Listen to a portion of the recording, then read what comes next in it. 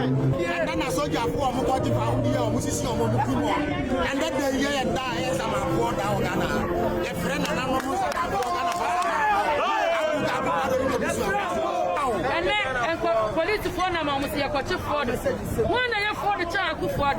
Oliver being arrested kind of sheds light on the fact that there are real life repercussions for standing up against the government, for speaking up against injustice, for speaking up against corruption, for speaking up against bad governance.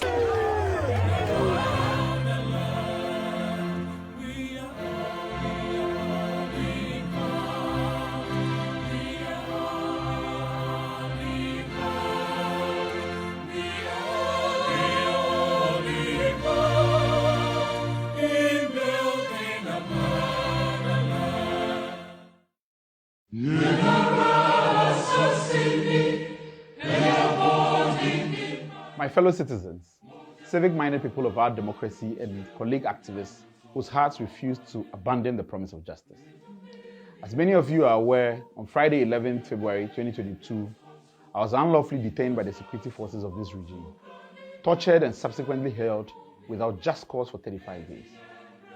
Most of those 35 days I spent either in solitary confinement or in a jail cell with no ventilation, crawling with bedbugs, cockroaches and rats, and which was designed for 4 people but ultimately filled with nearly 30 detainees.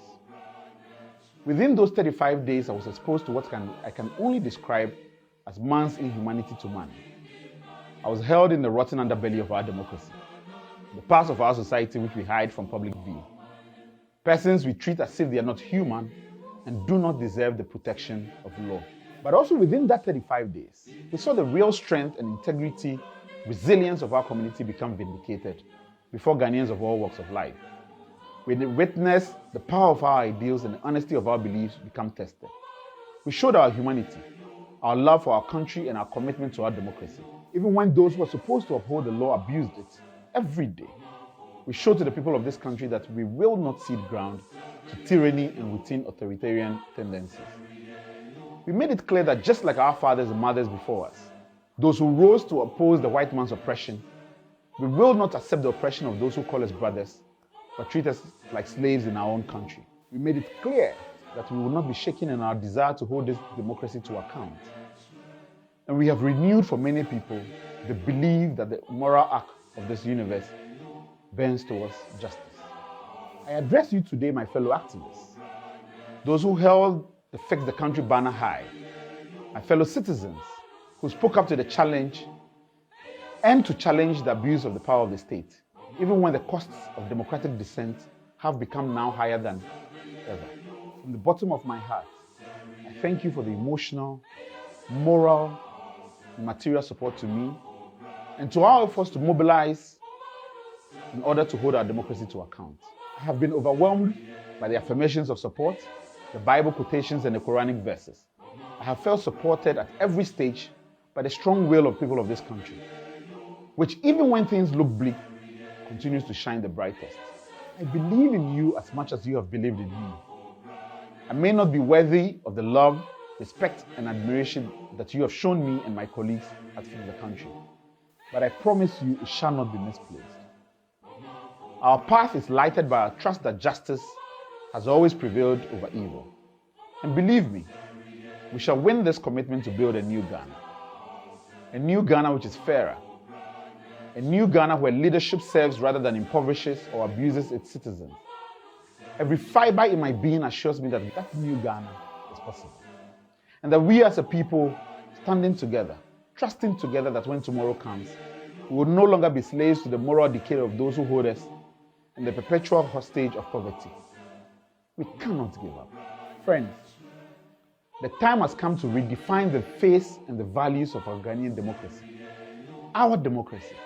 A democracy where young people, as much as the old, have a place in its improvement, where our voices for reform and justice are no longer viewed as treasonous by those who are scared of their own shadows, where young people are not killed in our streets simply for believing in the promise of this democracy, that the belief of those who think that the old Ghana must give away is valid.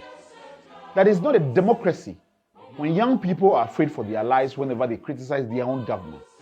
that it is not a democracy when people live in fear that they will be tortured, jailed, or killed without justice, simply for saying that we must fix this country.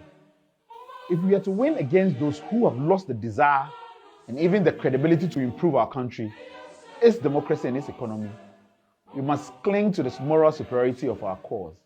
Even when they mobilize their rented press and the access to power without limitations, controls, or repercussions, just to criminalize our genuine frustrations and democratic advocacy, let us not forget that it is those who through their corruption and immorality have made Ghana now a hopeless proposition. It is them who are the real enemies of our democracy. Even though we have allowed them to portray activists for justice and reform as saboteurs, we must remind ourselves that we are the patriotic ones. They cannot claim to love our country and citizens they impoverish and oppress. Our love for our democracy is greater. Now, as we remind people of this democracy of its inadequacy and of those it has left behind, either through our protests or our use of political satire, we must also remember that they will at the least opportunity seize our own words to create fear. They will invoke our collective painful experiences of the brutality of our military past to deflect attention from the fact that they continue to use the military and our security forces as their private militia. They have prevented our democracy from retiring violence. They use it to kill us during elections when we protest for change. These are not people who believe in our democracy. Our democracy is only convenient for them to enrich themselves through gargantuan corruption. May we never forget that in this republic's life, it is the corrupt and wicked politicians who have ruined Ghana, not young people, not democracy activists, not us in Fix the Country. We love this country. We love it so much that we believe it can become better and it can become fairer. This is why we must not allow them to create the impression that we are somehow less committed to our democratic ideals, that we want violence rather than peace. Violence is their tool, not ours. But we should be vigilant when they use our language to stoke fear and destruction. We must show Ghanaians and the world at large that we have built a movement which over a year and nearly 10 demonstrations across the country has never resorted to violence. Not a single person has been injured at our demonstration. Not a single person was attacked or property destroyed. Fix the Country abides by the law every day, and it will forever abide by the tenets of our democracy. Fix the Country believes in justice, and that is why we ask for a new constitution that better serves our generation, not one imposed on us through the fruits of a coup d'etat in which they are collaborators of. This is the time we show Ghanaians that we will not be made to choose between peace and poverty. We can have prosperity not just for a few individuals. We can live in harmony with our neighbors. We can have all these things. They cannot impoverish us and threaten us that if we demand anything different, it means that we want the end of our democracy.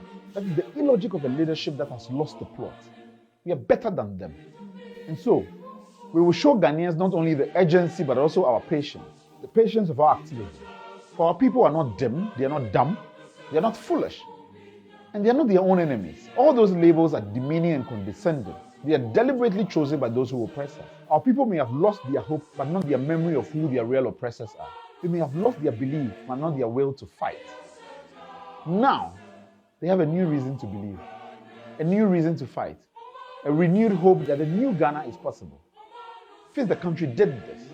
To those who were made to doubt through misinformation, those whose faith wavered because they were a little rash in their judgment, I offer you the reassurance of my commitment to work with you, to always find the right words that better express our project and more accurately describe our commitment and our mission to make Ghana fairer. I offer you more control over our language in the knowledge that you are first trusted us with your aspirations for a democratic tomorrow.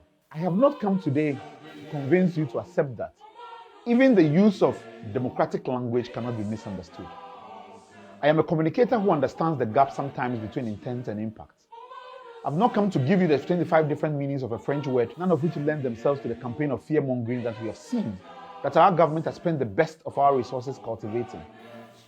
The truth is, when you betray the people's trust, mismanage the economy, steal this country's riches, and make mockery of our cry for justice, it is your fear of your own shadow and not any kumongre that would expose you. So no, I will not offer you the fanaticism of those who defended or die be die to high heavens, or convince us that all we need is better grammar to decode their battle drums and their promise to make this country ungovernable through violence. Instead, I offer you something else.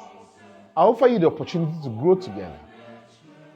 If our words rejoice half of the people but cause concern to the other half, then together we must roll up our sleeves and choose new words, which brings us together, unify us, which do not depreciate our democratic ideals nor compromise our values. Colleagues, I've emerged from jail twice certain that we're on the right path. But we must not lose sight of the fact that attempts to militarize our words and our voices, and those who are committed to break our front through violence and character assassination will not stop. They will not disassemble their machines of hate. They will spend our money to slow us down or misdirect the majority of our people. They are masters in deception but useless in their government.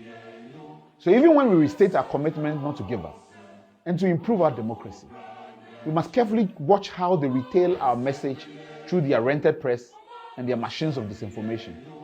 And we must call them out at every opportunity. Trust me, they will not win. Not in the long run.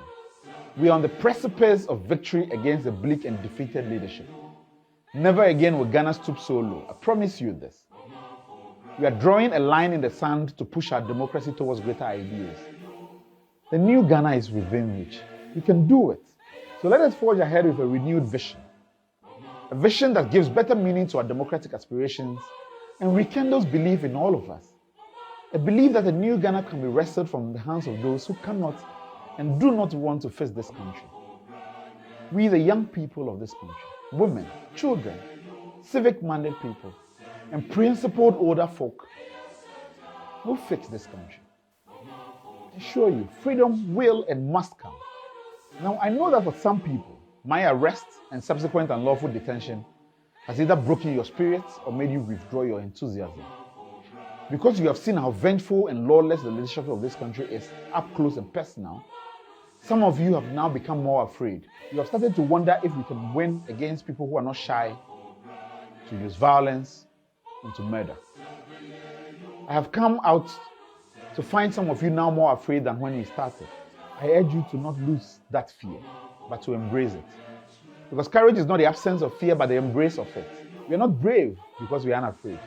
We are brave because we choose to forge ahead despite the fears we have. But we must also understand that not everyone will immediately accept or understand what our cause is about. For those people, we must work with patience, not anger. Some of our harshest critics are going to be members of our own family. We must not lose our temper with them. Perseverance and the cause of justice, I assure you, seduces even the most stubborn members of our community. Eventually. So do not lose faith. And above all, let us not abandon the virtue of new learning, of being the first to say sorry when we are even the ones wronged. Let us open our hearts to the better impulses of our nature. Let us appeal to the better angels in us and others. And let us make the practice of forgiveness and patience our guiding compass. For a new culture is formed in love and not anger or violence. Believe is formed in conversation, not by turning our backs to those who disagree with us. We win by reaffirming the bonds of friendship, not by weaponizing disagreements. This is how we win. This is the path to a new Ghana. Thank you for your time and for trusting my voice. God bless you and God bless our homeland Ghana.